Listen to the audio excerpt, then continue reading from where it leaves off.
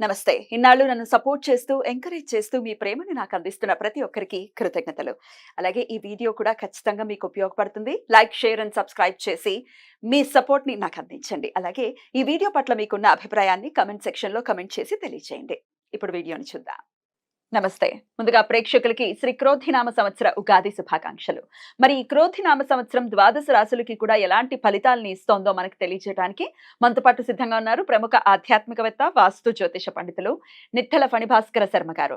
మరి వారి ప్రిడిక్షన్స్ ని ఇప్పుడు చూద్దాం. మిథున రాశి వారికి కూడా క్రోధినామ సంవత్సరం ఇచ్చేటటువంటి ఫలితాల్ని ఇప్పుడు తెలుసుకుందాం.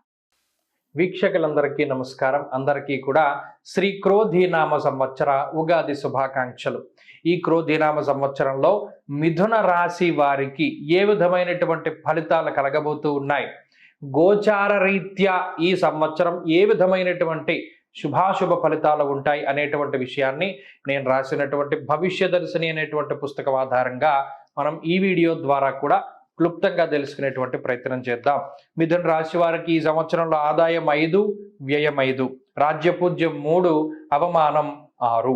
అలాగే ఈ సంవత్సరంలో ఈ రాశి వారికి మే నెల 1వ తారీఖు వరకు గురుడు 11వ ఇంట లోహమూర్తి, తదుపరి అనగా మే నెల 2వ తారీఖు లగాయతూ 12వ స్థానమందు తామ్రమూర్తిగా ఆయన సంచారం చేయబోతూ ఉన్నారు. అలాగే శనేశ్వరుడు ఈ సంవత్సరం మొత్తము కూడా 9వ ఇంట రజతమూర్తిగా సంచారం చేస్తారు. రాహుకేతువులు ఈ సంవత్సరం మొత్తం 14వ ఇంట సువర్ణమూర్తులుగా సంచారం చేయబోతూ ఉన్నారు. అయితే ఈ గ్రహ సంపత్తిని కనుక పరిశీలనం చేస్తే గత సంవత్సరంలో మిథున రాశి వారికి గురు బలం ఉంది, రాహు బలం ఉన్నది, శని బలంగా లేరు దీర్ఘ సంచార గ్రహాల్లో. అయితే మరి ఈ సంవత్సరంలోనో గురు బలం తగ్గుతూ ఉన్నది. గురుడు కేవలం అర్ధశుభుడు మాత్రమే, సగం శుభ ఫలితాలను మాత్రమే ఇస్తారు. శుభములో వ్యయశ్చైవ. అలాగే రాహు దశమ కేంద్రంలో ఆయన బలయుక్తుడై శుభ ఫలితాలను ఇవ్వడానికి అవకాశం ఉంటుంది. శనేశ్వరుడు మాత్రం మిశ్రమ ఫలదాతగా ఆయన ఫలితాన్ని ఇవ్వబోతూ ఉన్నారు. గురుని యొక్క వ్యయస్థాన స్థిత ఫలితం మనం పరిశీలనం చేస్తే ఇందాక చెప్పుకున్నట్టు శుభములో వ్యయశ్చైవ ప్రాణ విక్రయ దూషణం అన్నారు. అయితే ఈ గురుడు 12వ స్థానమందు స్థితిని పొంది ఉండడం వల్ల మిథున రాశి వారు ఏ ఏ విషయాల పట్ల జాగ్రత్తగా ఉండాలి. ఒకటి, పడుకునేటువంటి సమయంలో మార్పు వచ్చేస్తుంది. ఎప్పుడూ పడుకుంటే ఉదాహరణకి 9 గంటలకు పడుకుంటున్నారు అనుకోండి, ఈ సంవత్సరంలో వారు 9 గంటలకు పడుకోలేరు, 11 అయిపోతుంది. నిద్రా సౌఖ్యం చాలా తక్కువగా ఉంటుంది. నిద్ర లేకపోవడం వల్ల వచ్చేటువంటి అనారోగ్య సమస్యలు ఏవైతే ఉన్నాయో వాటి బారిన పడుతూ ఉంటారు. ప్రత్యేకించి గురుడు అలాగే శనేశ్వరుడు ఈ గ్రహ సంపత్తి వల్ల ఒబేసిటీ రావడానికి అవకాశం ఉంటుంది.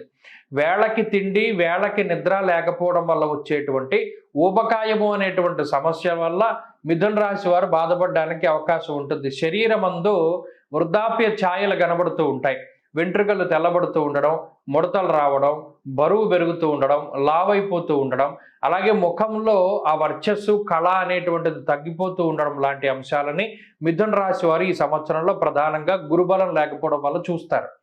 అంతేకాక అదృష్టం తగ్గుతూ ఉంటుంది. దైవ బలం కానీ అదృష్టాన్ని కానీ నమ్ముకొని ఇంతకాలం ముందుకు వెళ్ళినటువంటి వారు ఎవరైతే ఉంటారో వారు ఆ రెండింటినీ కూడా కొంత మానివేయాలి. ఆ రెండింటినీ పక్కన పెట్టి కష్టాన్ని నమ్ముకోవాలి. ఇప్పటి నుండే కూడాను ఆ కష్టసాధ్యమైనటువంటి పనులని ముందుకు తీసుకెళ్తూ ఉండాలి. దానివల్ల కొంత అదృష్టం వస్తుంది. అలాగే ఈ సంవత్సరంలో ప్రత్యేకించి మిథున రాశి వారికి ఉద్యోగాల్లో పనిచేస్తూ ఉండేటువంటి వారికి స్థాన చలనానికి అవకాశం ఉంటుంది.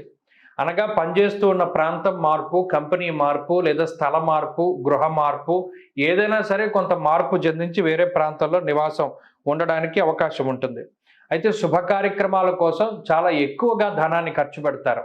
శుభ కార్యక్రమాలకి కానీ, సాంఘిక కార్యక్రమాలకి కానీ, లేదా తీర్థయాత్రలకి కానీ, దైవ దర్శనాలకి కానీ, లేదా మరి ఏ ఇతరత్ర సుగంధ ద్రవ్యాలు, లేపనాలు, ఇలా దేవుడికి సంబంధించినటువంటి కార్యక్రమాలు వేటికైనా సరే ఎక్కువగా ధనాన్ని ఖర్చు పెట్టేటువంటి పరిస్థితులకి అవకాశం ఉంటుంది. అలాగే ఉద్యోగ పరిస్థితులు చాలా సానుకూలంగా ఉన్నాయి. ఉద్యోగంలో అయితే ఇబ్బందికరమైన పరిస్థితులు ఏమీ ఉండవు. ఈ సంవత్సరంలో ఉద్యోగంలో సానుకూలమైన వాతావరణం ఉంటుంది. కానీ వ్యాపార పరంగా మాత్రం కొంత కష్టపడతారు. వ్యాపార పరంగా అనుకోని విధంగా కొంత కాంపిటీటర్స్ అంటే మీతో పోటీ పడేటువంటి తత్వం, మీలాంటి మనస్తత్వం ఉండేటువంటి, మరి ముఖ్యంగా మీ కిందే పనిచేసి మీలాంటి షాపు పెట్టుకునేటువంటి వారు మీకు కాంపిటీషన్ అవుతూ ఉంటారు. వారి వల్ల మీకు తలకే పోటు ఎక్కువ వస్తుంది ఈ సంవత్సరం. ఆ విషయంలో కొంత జాగ్రత్తగా ఉండాలి. అలాగే వృత్తి ఉద్యోగాలలో కొంత గుర్తింపు లభించడానికి అవకాశం ఉంటుంది. అలాగే బంగారము, గృహము, స్థలము, పొలము ఇటువంటి వాటిని ఈఎంఐలు అంటే సులభ వాయిదాల పద్ధతిలో లేదా అప్పు చేసి కొనుగోలు చేస్తారు. అది కూడా ఈ సంవత్సరానికి అవకాశం ఉన్నది. అలాగే దశమ కేంద్రంలో రాహు మనస్సౌఖ్యం సదానందం అభీష్ట సుఖభోజనం అన్నారు శాస్త్రమందు. అనగా ఈ సంవత్సరంలో తిండి పుష్టి చాలా ఎక్కువగా ఉంటుంది. ఇందాక మనం చెప్పుకున్నట్టు ఉపగాయానికి కూడా అది ఒక కారణం. అలాగే మనసుకి నచ్చినటువంటి ప్రాంతాలను సందర్శనం చేయడం, తీర్థయాత్రలు, విహారయాత్రలు, జల విహారాలు, లేకపోతే ఇంకోటి ఎక్కువగా మీరు వెళుతూ ఉంటారు.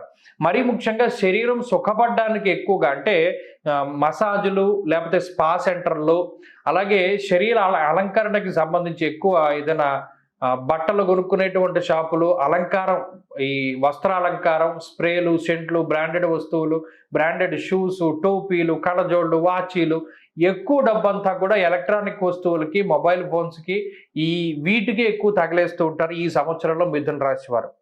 అలాగే చక్కగా వివాహం జరగడానికి మంచి అవకాశం ఉన్నది. అయితే కోరుకున్నటువంటి వాళ్ళు కొంత దూరం అవుతూ ఉంటారు. వివాహ విషయంలో మాత్రం ఇష్టపడ్డ వాళ్ళని కాకుండా ఇతరుల వివాహం చేసుకోవడానికి అవకాశం ఉంటుంది. అలాగే పూర్వీకుల తాలూకు ఆస్తిపాస్తుల విషయాల్లో కొంత జాగ్రత్తగా ఉండాలి. ధన నష్టం జరగడానికి అవకాశం ఉంటుంది. వంశపారంపర్యంగా వస్తున్నటువంటి వ్యాపారాల్లో మాత్రం ముందుకు వెళ్ళవచ్చు. అలాగే శనేశ్వరుని యొక్క భాగ్యస్థాన స్థితి కొంత ఇబ్బంది పెడుతూ ఉంటుంది. అయితే ఈ గ్రహస్థితి విదేశాలకి వెళ్ళాలి అనుకునేటువంటి వారికి ఉపయోగపడుతుంది. విదేశాలకి వెళ్ళాలి, విదేశాల్లో స్థిర నివాసం పొందాలి, విదేశాల్లో ఉద్యోగాన్ని సాధించాలి, విదేశాల్లో చదువుకోవాలి అనేటువంటి వారికి, మిథున రాశి వారికి ఈ సంవత్సరం మొత్తం కూడా చాలా సానుకూలమైనటువంటి ఫలితాలు ఉన్నాయి. అలాగే స్వదార స్వసుత క్లేశం, సొంతంగా కొంత స్వయంకృత అపరాధాలు చాలా ఎక్కువగా కనబడుతూ ఉన్నాయి ఈ సంవత్సరం. సొంత నిర్ణయాలు, సొంత భావ ప్రకటన, అలాగే సొంత పెత్తనం, వీటి వల్లే కొంత ఎక్కువ నష్టపోయేటువంటి పరిస్థితులు ఉన్నాయి. కాబట్టి మిథున రాశి వారు చాలా జాగ్రత్తగా వ్యవహరించాలి. గురువుల యొక్క అనుగ్రహాన్ని తీసుకుని ముందుకు వెళుతూ ఉండాలి. అలాగే మరీ ముఖ్యంగా పాపపు కర్మలు చేయడానికి, ఇది తప్పు అని తెలిసినా కూడా ఇతరులను బాధ పెట్టేటువంటి ప్రక్రియలు చేయడానికి కొద్దిగా ఎక్కువ ఇష్టపడుతూ ఉంటారు. అలాగే దైవ నింద, దైవ దూషణ, గురుద్రోహం వంటి వాటిని కూడా చేయడానికి వీళ్ళు వెనకాడరు. కాబట్టి ఈ సంవత్సరంలో ఇటువంటి పాపపు కర్మలు చేయడానికి గ్రహస్థితి అవకాశాన్ని కల్పిస్తుంది. మనం చేయకూడదు, కొద్దిగా జాగ్రత్తగా ఉండాలి. కాబట్టి మొత్తం మీద ఈ సంవత్సరం చూసుకుంటే ఖర్చు అధికంగా ఉన్నప్పటికీ శుభమూలకంగా ధనం ఖర్చు అవ్వడం, సొంత ఇల్లు, లగ్జరీలు, ఎలక్ట్రానిక్ వస్తువులను సమకూర్చడానికి డబ్బు ఖర్చు పెట్టడం వల్ల ఉద్యోగ మార్పుకి వీటికి అవకాశం ఉంటుంది. కాబట్టి అలాగే ముందు తరాల నుండి సంక్రమించినటువంటి ఆస్తిపాస్తులు కొంత చేతికి అందడము, అవి చేతికి అందించుకోవడం కోసం కొంత ధనాన్ని ఖర్చు పెట్టవలసి రావడంతో ఈ సంవత్సరం ముందుకు సాగుతుంది. ఈ సంవత్సరంలో మరింత